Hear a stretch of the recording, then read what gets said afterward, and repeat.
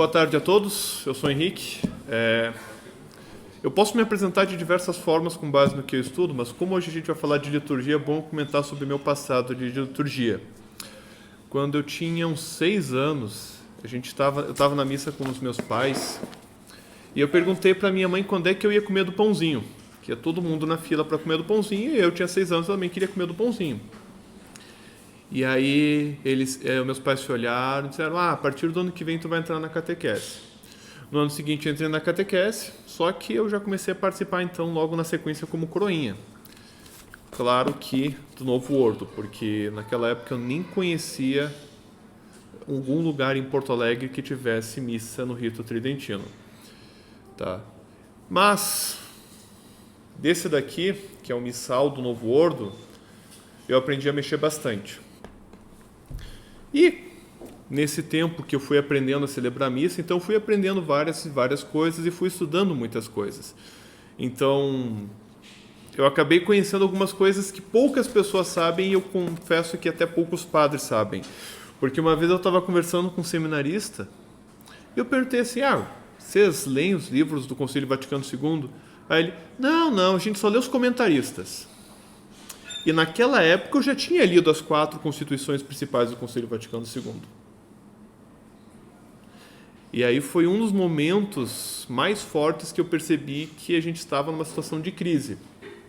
Não é à toa que eu comecei então a ter um tempo mínimo para me dedicar a estudar a liturgia. Tá? Então, algumas colocações iniciais. Eu não vou dar aqui uma aula de liturgia magna, tem gente muito melhor para falar do assunto. Tá?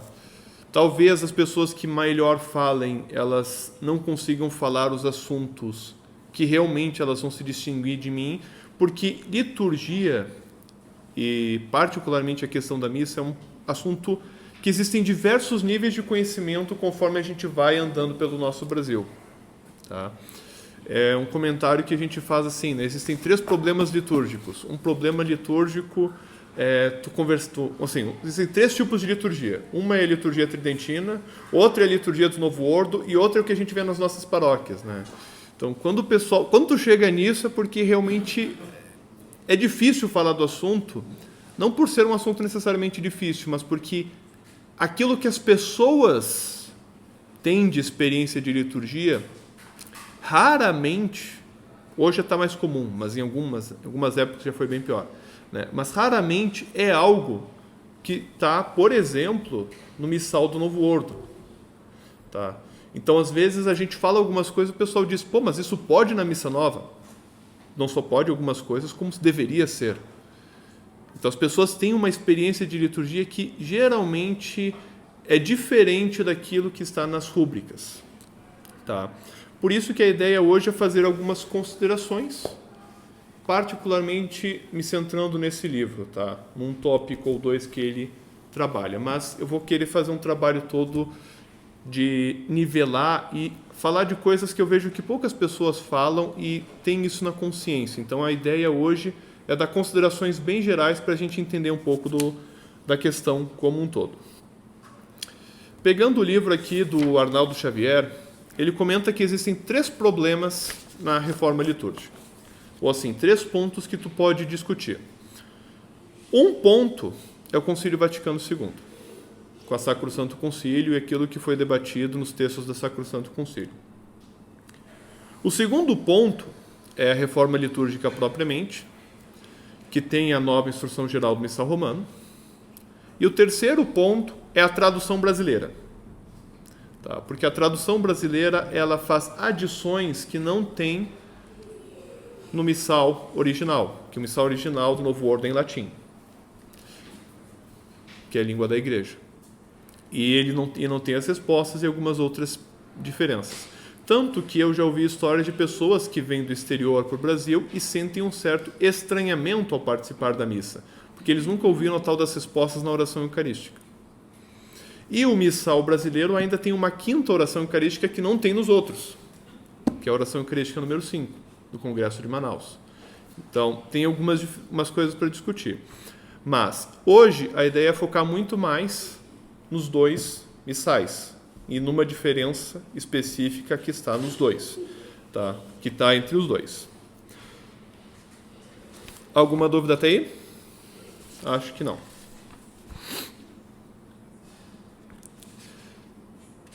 Para começar, a liturgia é sacrifício. Isso é uma coisa que tem que estar claro. Porém, uma coisa é eu chegar e dizer que a liturgia é sacrifício, outra coisa é eu dizer que a liturgia é um sacrifício expiatório, um sacrifício propiciatório, um sacrifício laudatório. E boa parte das formações que eu participei, eu não sei quanto a vocês, geralmente elas enfatizam a questão da missa como se fosse um tipo de sacrifício, ou como se fosse um sacrifício que tivesse um valor quadriplicado. E aqui eu quero pegar o trecho do livro que comenta disso, porque aí eu não cometerei o erro. Estava marcado aqui. Como efeito, como é sabido, o sacrifício da missa tem 4 fins: adoração, ação de graças, propiciação e impetração. E se nós formos avaliar os textos de ambas as missas, a gente percebe que a noção de sacrifício está presente nas duas. Então, geralmente, começa aquela primeira dúvida que quase todas as pessoas têm, se a missa é válida ou não é. A melhor opinião que eu posso dar é que a missa nova ela é válida. Agora, uma coisa é eu dizer que a missa nova do missal é válida, outra coisa é eu dizer que a realidade paroquial onde as pessoas não seguem o missal é válida. Aí é uma outra discussão. Porque aí tem que analisar caso a caso, não tem outra história. Tá? E aí também uma questão de consciência de vocês, que é o seguinte: de fato, é recomendado que a gente evite missas que cometem-se abusos litúrgicos, como não seguir o missal e outras coisas. Mas, na impossibilidade de uma outra missa, nós temos que cuidar para não ter orgulho. Tá? Então, são duas posturas que a gente tem que cuidar. E, por fim, um melhor argumento que eu vi sobre a questão, para a gente pensar a questão da liturgia, se a liturgia de qualquer paróquia, qualquer lugar que a gente for, ela é de todo inválida, não pode haver sacrilégio. Então, se vocês forem numa paróquia e disserem, aqui foi um sacrilégio, a missa não valeu, vocês estão cometendo uma... Porque para haver sacrilégio tem que haver alguma coisa de sagrado. Se não há nada de sagrado, se a missa distorce tanto que não é nem um pouco sagrado, ela é inválida, não é missa, então não pode ser um sacrilégio. E os deveres do padre são diferentes dos deveres dos fiéis. Vocês sabem essa diferença? Tá. A diferença é muito simples, tá? O padre tem que saber o missal, o fiel não. Quem tem que saber se o padre está seguindo o missal ou não é o padre. Mas Henrique, tu é um fiel, tu é um leigo e sabe. Sim, mas eu não aprendi isso simplesmente porque eu tirei da minha cabeça. Eu estava acolitando, eu fui aprendendo. Eu preparei missa a ponto de chegar para um padre, chegar para mim e ele vinha para a sacristia, via que eu estava, ele ia atender confissão. 5 minutos antes da missa, ele vinha e perguntava qual era a oração eucarística que eu tinha separado e qual era o prefácio.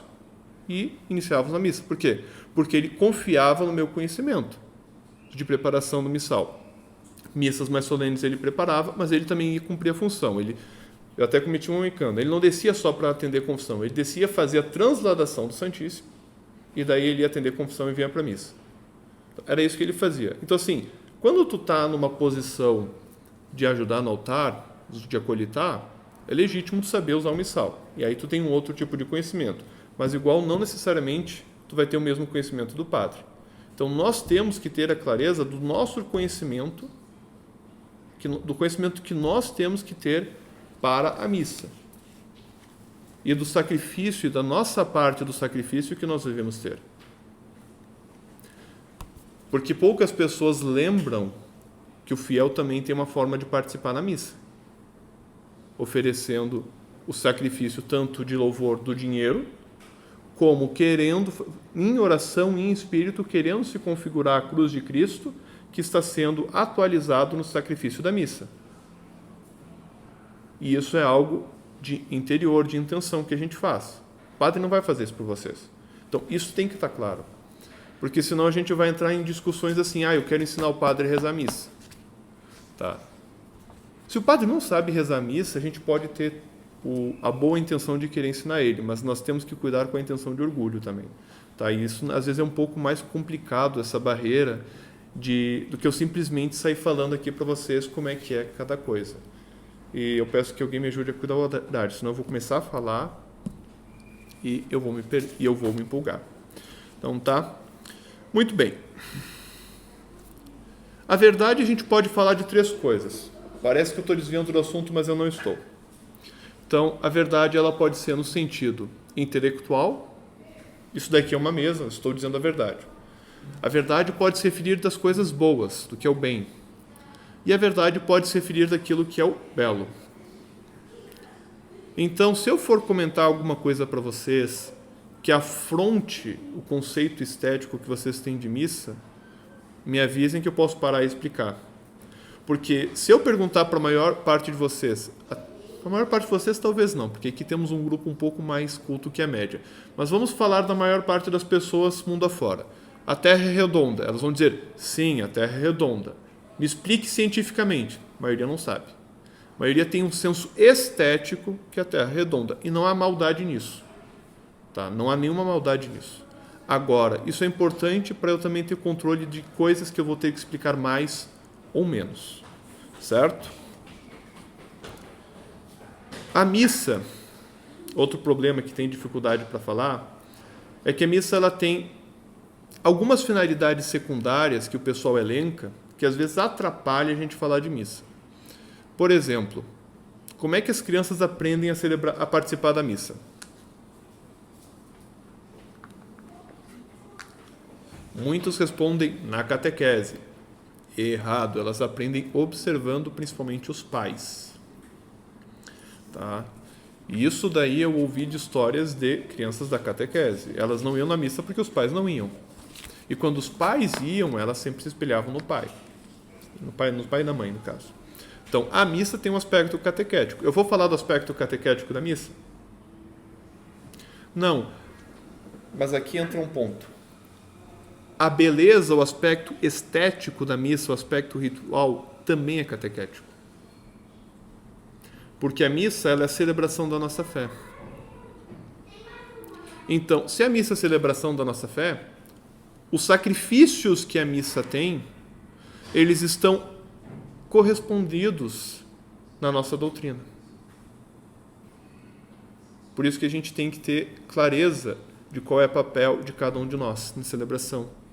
Porque a estética fala muito da verdade. A missa, eu também posso falar do aspecto litúrgico, que é o que eu vou focar hoje, mas vocês podem ver que algumas pessoas vão focar muito mais do aspecto sacramental.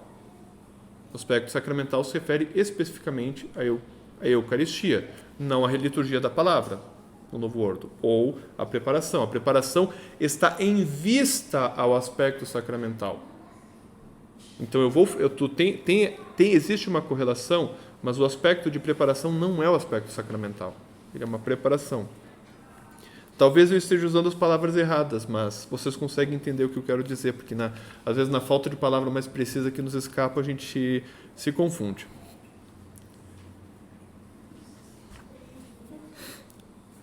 Então,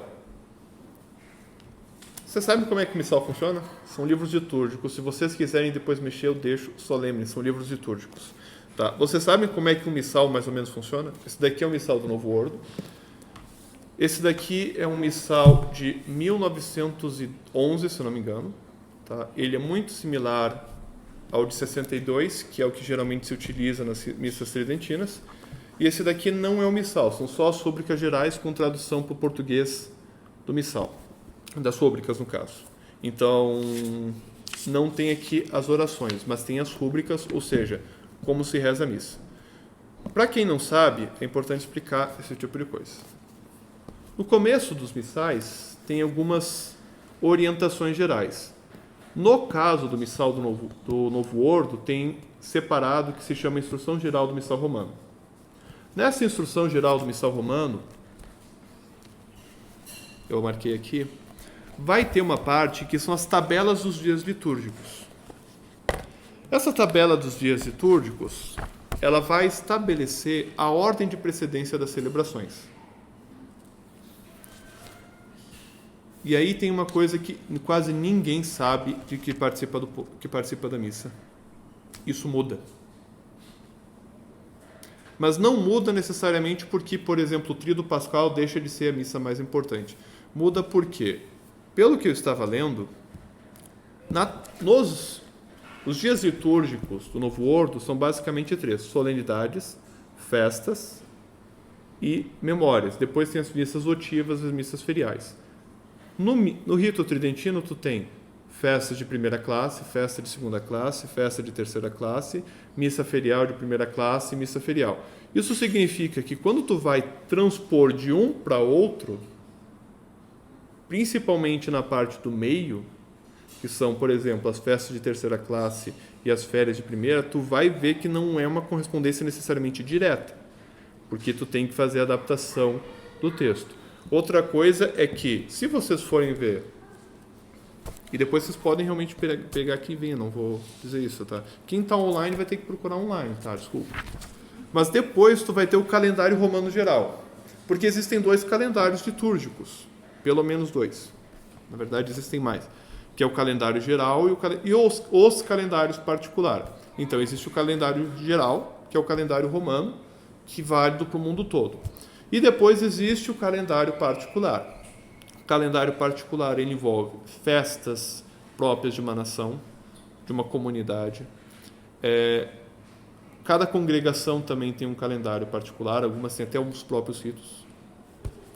E aí uma coisa que é muito interessante de comentar, eu ainda não encontrei como é que é a regra no Novo Ordo Antigo. No Novo Ordo eu sei que a regra é mais ou menos assim, porque não tem como ser preciso isso que eu vou falar. Mas se o padroeiro de um lugar é uma festa, ou seja, no calendário romano geral, se o padroeiro da comunidade de vocês ela é uma festa, ela ganha honras de solenidade. Muda muita pouca coisa na liturgia. Muda para a tabela de preferência dos dias litúrgicos. Tá? Basicamente, vocês podem celebrar num domingo, que não poderia se fosse memória, porque memória passa para festa está abaixo de solenidade, todo domingo é uma solenidade. Tem outras solenidades também. Então essa é uma das regras. Tá? E aí vocês pensam o seguinte, qual a importância de saber o calendário e essa tabela? Não cair no problema que deu uma vez em Porto Alegre, que dia de São Jorge era Sexta-feira Santa. Tá? Então, assim, é importante saber.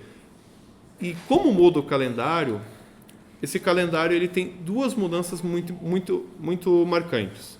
Primeiro, é a redução de santos que estão no calendário geral. Tem menos santos no calendário geral. Tá? E a segunda coisa, no caso brasileiro, tu tem muitas solenidades que são transferidas para o próximo domingo. Então, você já deve ter ido na missa e daí você tal dia do tempo comum. Aí vai lá, o padre fala, por decisão da CNBB, tal solenidade seria celebrada tal dia, ela é transferida para o tempo comum, para o domingo tempo comum. Então, isso é uma coisa que atrapalha um pouco também o andamento de como a gente percebe o ano litúrgico. Tá? E aí a gente vai falando das diferenças mais gerais, para dar as considerações sobre liturgia para as mais específicas. A segunda questão é falar da estrutura geral da missa. Vocês sabem como é que é a estrutura geral do Novo Ordo? Quer falar? Liturgia é palavra e liturgia eucarística, são os 2 momentos. Certo? Quando eu estava uma vez numa formação com um padre e ele comentou assim, não, porque a missa do rito novo, do Novo Ordo, ela é basicamente a missa tridentina com mais português. Tá? Calma. Então tá, a separação usual que se usa para a missa do Novo Ordo é ritos iniciais, que começa com a procissão de entrada e vai até a oração da coleta, que é a oração antes do início das leituras. Tu tem a liturgia da palavra, que vai da primeira leitura até as preces. Aí tu vai ter a liturgia eucarística, que vai, então, logo depois das preces, que teria a procissão das oferendas, até antes do Pai Nosso, que é a apresentação dos dons lá no final, que eu não estou lembrando agora o nome da expressão que tem. Doxologia. E daí tu tem... Não, os ritos da comunhão vão até depois da comunhão. Liturgia eucarística, daí os ritos da comunhão, que são dentro da liturgia eucarística, eles começam do Pai Nosso até a oração após a comunhão, e daí tu tem os ritos finais, que é basicamente só a bênção. Isso, Novo Ordo. Aí eu vou pegar o esquema que eu vi no meu missal cotidiano do rito tridentino. Preparação, antes do sacrifício, sacrifício, fim da missa. Qual é a diferença?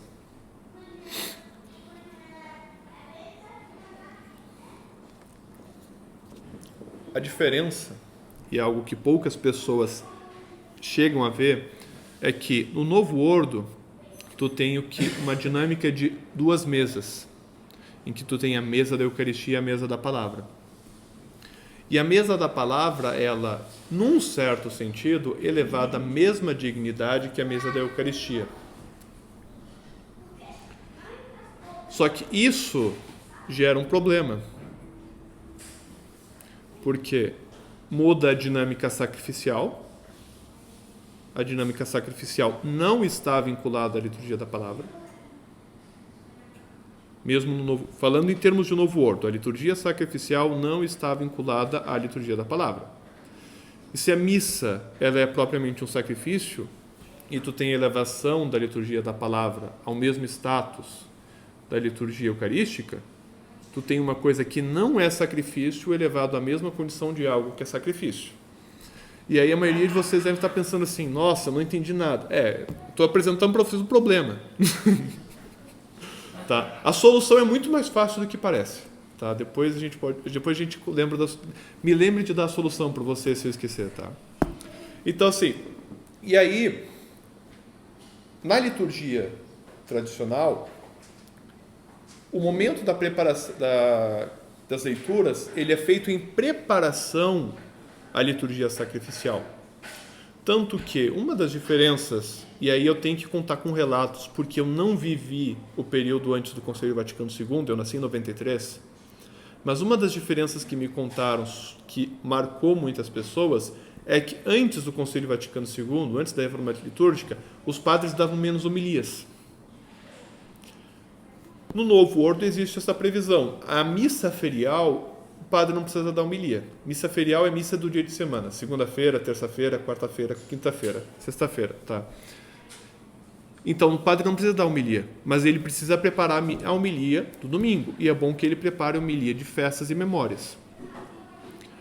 Quando tu teve a elevação da preparação do sacrifício para a liturgia eucarística, muitos padres começaram a fazer homilia em todas as missas.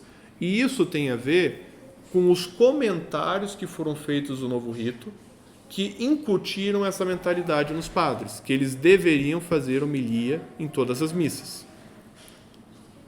Ao mesmo tempo, gera um outro problema, e aí isso é um vício que foi transferido já para a parte das missas tridentinas. Os padres começaram a aumentar muito a homilia. Por quê? Porque a homilia é o ápice, num certo sentido, da liturgia da palavra, e a liturgia da palavra tem tanto valor quanto a liturgia eucarística. E a liturgia da palavra é o momento propriamente catequético.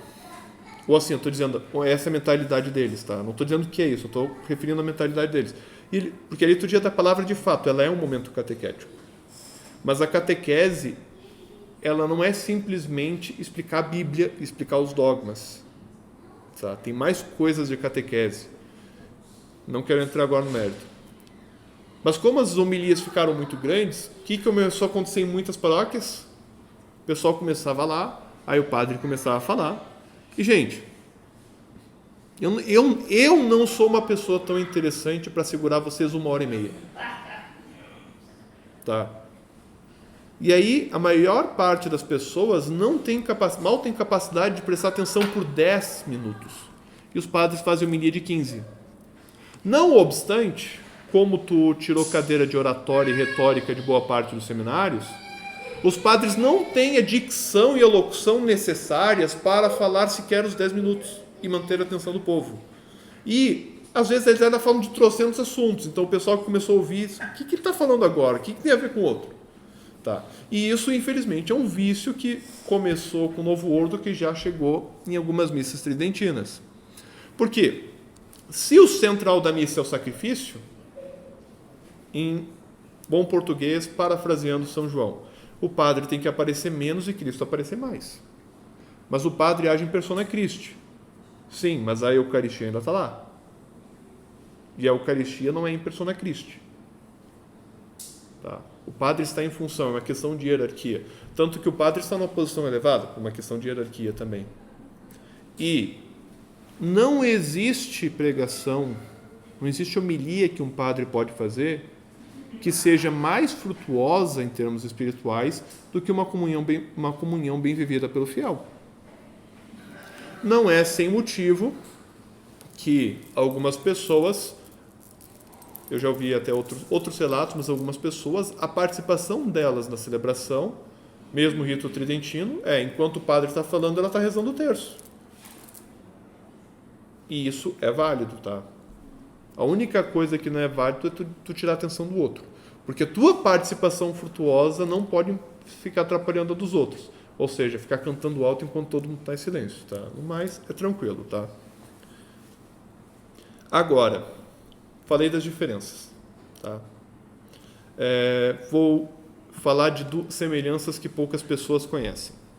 As duas missas deveriam ser versus Dei, ou seja, todos voltados para o altar do Santíssimo. As duas missas ordinariamente em latim. E o canto gregoriano continua sendo o principal. Então, aí é aquele momento que algumas pessoas geralmente comentam: eu nunca participei de uma missa do Novo Ordo. Tá? Por quê? Porque eu nunca participei de uma missa do Novo Ordo que fosse em latim, versus Dei e com canto gregoriano. Tá?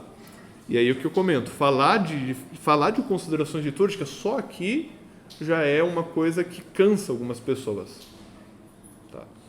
Cansa no sentido que, assim, quanto mais coisas tu aprende, mais tu vai cansando. E depois, para te lembrar, quanto mais coisa tu aprendeu, mais cansou, pior fica. Tá? Por isso que eu quero evitar pegar muito pesado. Em contrapartida, eu sei que para algumas pessoas, algumas coisas que eu estou falando são tediosas porque já conhecem. Mas tenhamos paciência uns com os outros. Vencida essa parte, vamos entrar em algumas diferenças. Eu chamo elas de diferenças invisíveis, tá? Mas elas não são exatamente invisíveis. É que só que tu tem que ter uma certa atenção para perceber. Uma das principais diferenças que qualquer pessoa que conhece os dois missais, não precisa conhecer profundamente, só parar e olhar os dois missais. Tá? Há um número muito maior de orações no rito tridentino do que no Novo Ordo. Porém, muitas pessoas não percebem essas diferenças porque boa parte dessas orações o padre faz ele e Deus, que é em voz baixa. Ele não faz para o povo responder. E boa parte dessas alterações, então o povo não percebe e eles pensam assim, é a mesma coisa. Outra diferença que o pessoal percebe, mas essa percebe muito mais claramente, é que tu tem dois confiteor no rito tridentino. Para quem não sabe o que é confiteor, vou explicar. No Novo Ordo, tu tem o confesso a Deus Todo-Poderoso e a vós, irmãos e irmãos. No latim, na missa tridentina, tu tem isso duas vezes. Uma só o padre faz e outra o povo faz. Mas a dinâmica que se tem ali, ela é mais ou menos a mesma. Mas por que o padre faz primeiro e o povo faz depois? Porque o padre se santifica para santificar o povo. Uma dinâmica bem simples. E percebam que eu não estou fazendo catequese, o padre não faz catequese, mas essa simples dinâmica litúrgica, ela é catequética.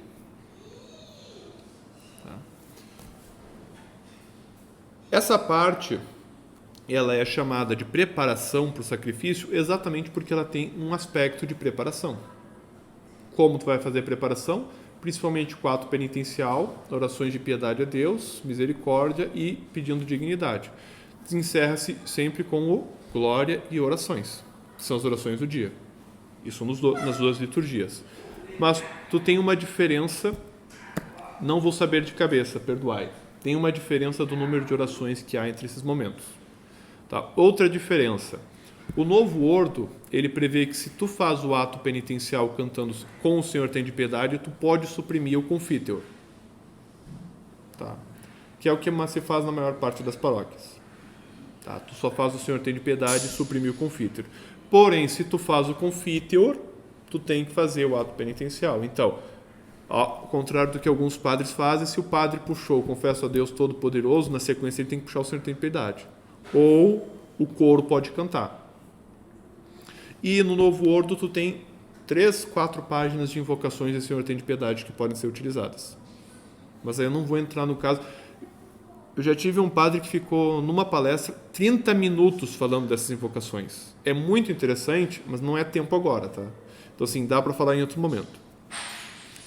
Vencido então, novo ordo, liturgia da palavra, rito tradicional tu tem antes do sacrifício.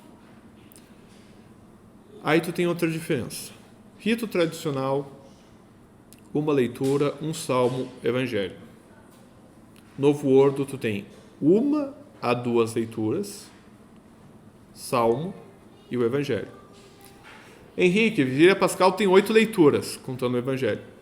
Tá, Vigília Pascal é um caso bem à parte. Tá, Vigília Pascal, tanto do antigo ordo quanto do novo ordo, são as missas mais trabalhosas, é uma vez por ano, são as com mais detalhe para cuidar. Então isso daí a gente faz uma formação à parte. Tem uma aula que fizeram num congresso de liturgia que é literalmente só sobre isso. Tá? Que o padre está lá explicando as diferenças de cada uma delas. Então, para ver, é um assunto bem mais complicado. Em termos de rituais, em termos de doutrina e dogma, é barbado. Eu resolvi aqui, é o centro da vida cristã. Não tem muito o que falar.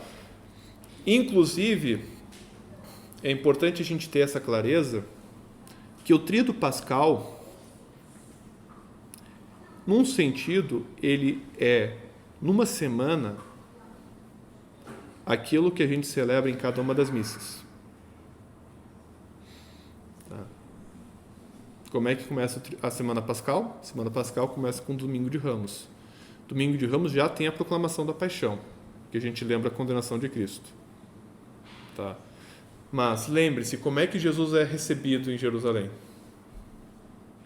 Em festa, louvor, e depois vai ser crucificado. Tá? Então, essa dinâmica que a gente tem que ter ali, ó.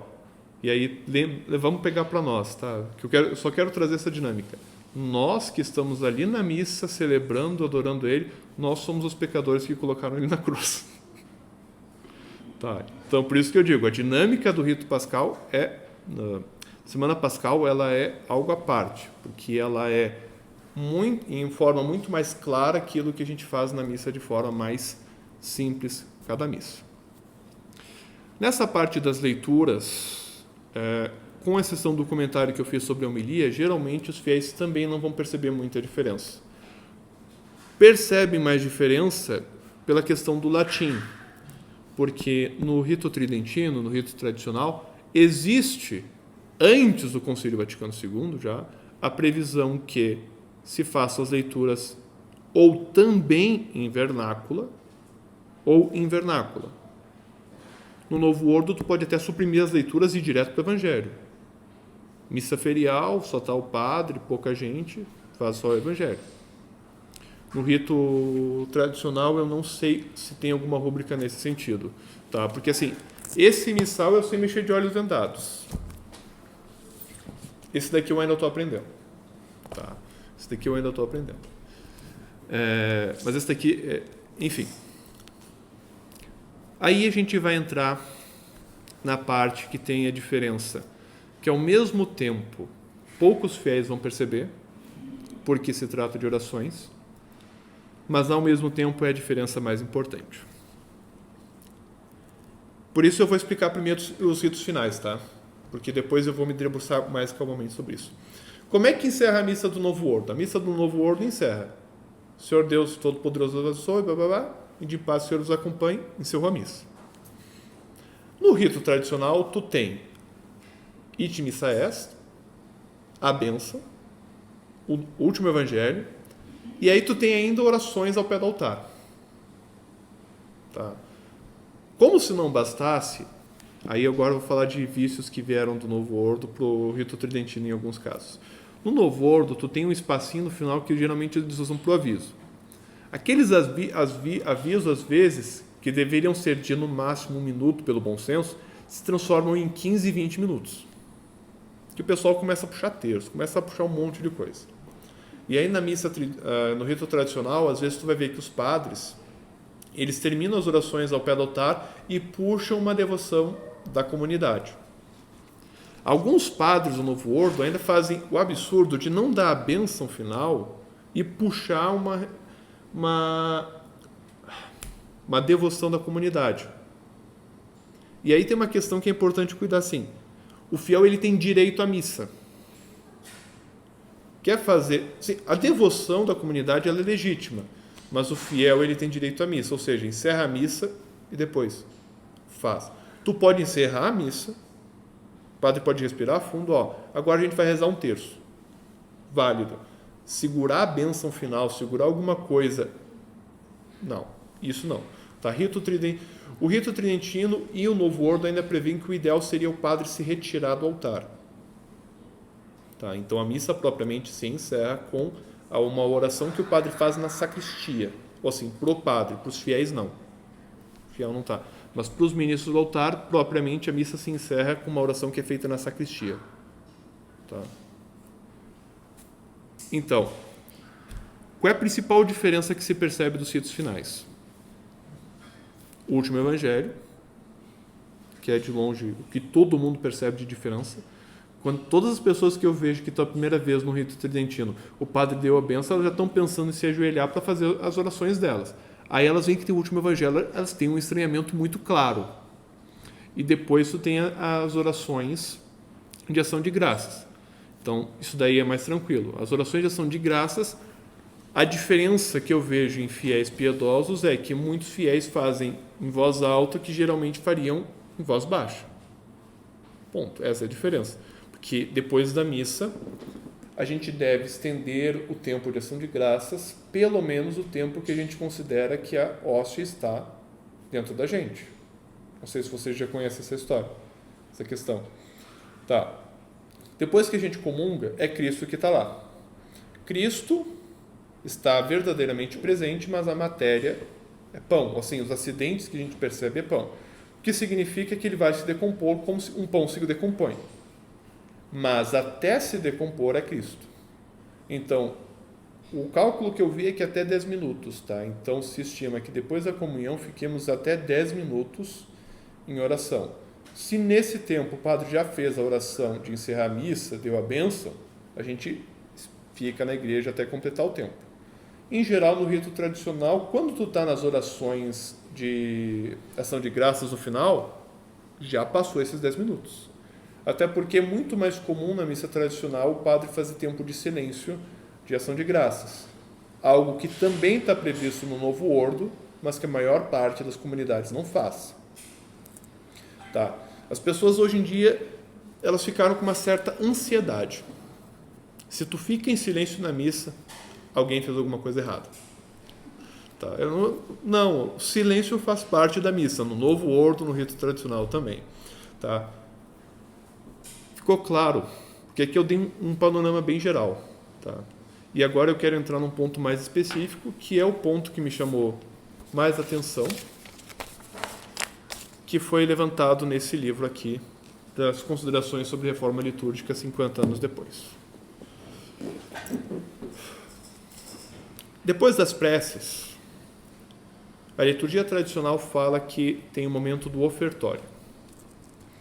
A liturgia do Novo Ordo, ela fala em preparação das oferendas.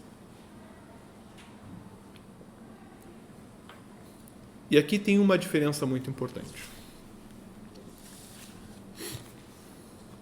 Eu marquei, então é para eu conseguir chegar na página certa, sabe? Ok, segunda marcação. Vamos ver se vocês participam de missa. Se vocês conseguirem acompanhar o que eu estou falando, vocês participam de missa. Terminadas as preces, o padre, ele, no rito tradicional, vai ter um ministro que vai ajudar ele, ou ele mesmo vai pegar os vasos litúrgicos, colocar no centro, depor o corporal. No rito novo, ele também vai fazer mais ou menos o mesmo procedimento, com algumas dinâmicas que às vezes tem a procissão das oferendas. A primeira oração que o padre faz no rito tridentino, ele já está oferecendo o pão como uma hóstia imaculada. Por isso que é o momento do ofertório. Agora, vou fazer uma pergunta. O pão oferecido, ele é ou não, neste momento, Eucaristia e Cristo? Não. Não é. Nesse momento não é. Então, por que o padre está oferecendo uma hóstia imaculada?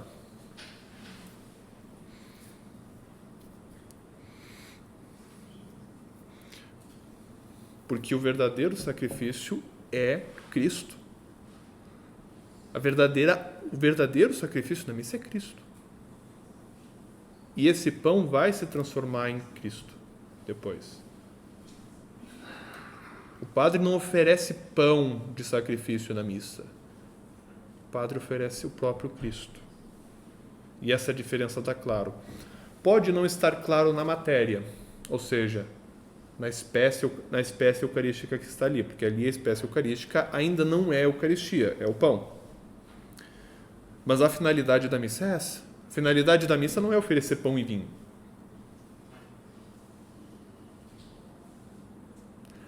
Na dinâmica do Novo Ordo, o pão e o vinho eles são ofertas dos fiéis.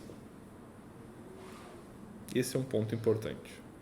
E essa oferta dos fiéis que vai se transformar em corpo e sangue de Cristo, mas não nesse mesmo momento. Como é que é a oração? Bom, isso daí é um pouco mais difícil de vocês terem pego, mas como é que é a oração que o padre faz sobre o pão e o vinho?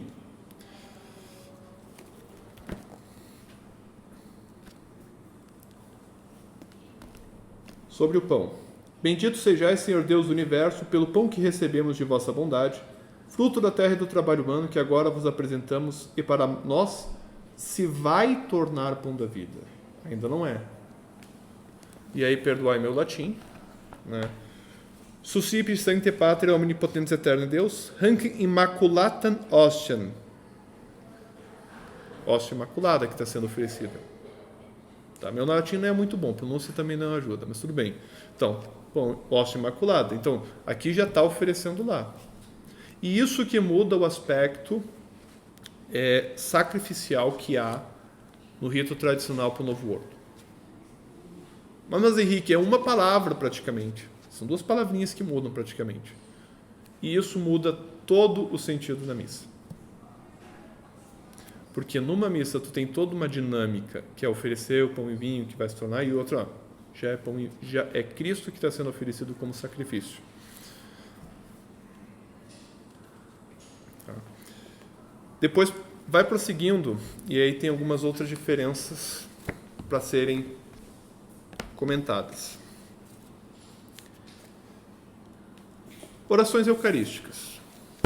Vamos lá. Oração Novo Ordo, tradução brasileira. Então lembre-se que aqui tem os dois problemas, que é o da reforma. Dois problemas no sentido, duas coisas sendo discutidas.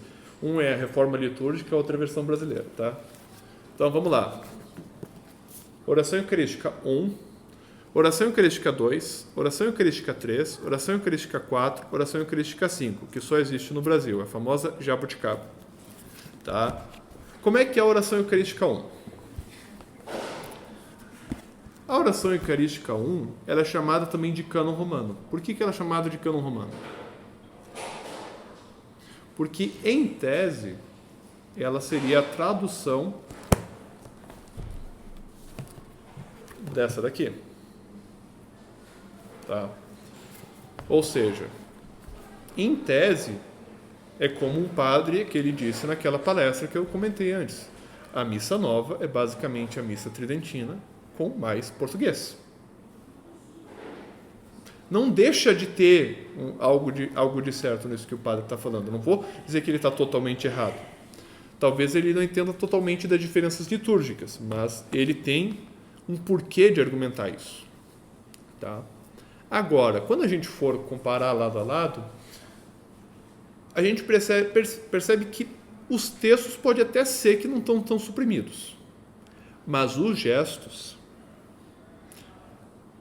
Eu não sei o quanto vocês conversaram com o padre, eu sei o que eu conversei com o padre. Eu já conversei com o padre que comentava assim, eu não gosto da oração eucarística 1. Por que não? Não, porque ela tem muitos gestos. E aí eu estava conversando com outro senhor, que ele entende bem mais de rito tridentino que eu, que ele comentou, de fato, todas as vezes que eu fui acompanhar um padre jovem que estava aprendendo a celebrar a missa tridentina, eu tinha que ajudar ele no começo, porque os gestos os padres se perdem. Mas depois que o padre tem memória muscular, o padre está fazendo o gesto e com base no gesto ele está lembrando do cânon. Agora, isso leva o quê? Uns 5 anos de missa diária no rito tridentino, tá? Porque é memória muscular. E ainda tem a questão do incenso, porque a incensação é outra questão, tá? Porque é outra dinâmica. E no rito tridentino ela tem algumas dinâmicas a mais. Não muita coisa, mas a memória muscular, então o padre tem que se concentrar. Boa parte desses gestos, eles estão relacionados a questões que elas enfatizam na liturgia tradicional a presença real de Cristo na Eucaristia. Por exemplo, isso está escrito, tá? Não é? Está escrito. Depois que o padre faz a elevação da hóstia, aqui ó, elevação da hóstia, com esses dedos. O padre não é para separar esses dedos. E isso está escrito no missal da missa tridentina, que o padre não é para separar os dedos. Por quê? Porque ele tocou em nosso Senhor Jesus Cristo. Então, só essa questão dos gestos já se percebe que há uma devoção eucarística maior no rito tridentino que no Novo Ordo. Se a gente entrar nas outras orações eucarísticas, que eu não tenho agora por intenção, a gente vai ver que o problema vai se tornando um pouquinho mais complexo. Tá?